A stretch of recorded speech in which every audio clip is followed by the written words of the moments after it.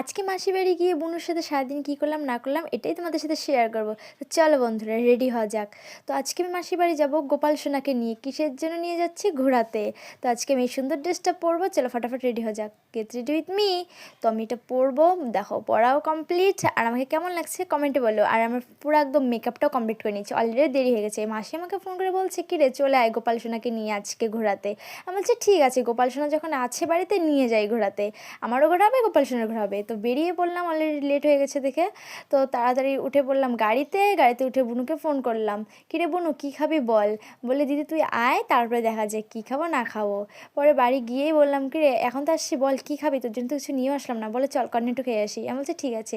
পরে সাইকেল নিয়ে বের হয়ে বললাম, বুনুকে বললাম আমি কিন্তু সাইকেল চালাবো না, তুই চালা। বলে ঠিক আছে। আর বুনু নতুন সাইকেল চালানো শিখতেছি না, ওর মানে আগ্রহ বেশি সাইকেলের প্রতি, ওই জন্য বলে ঠিক আছে বস আমি নিয়ে যাচ্ছি।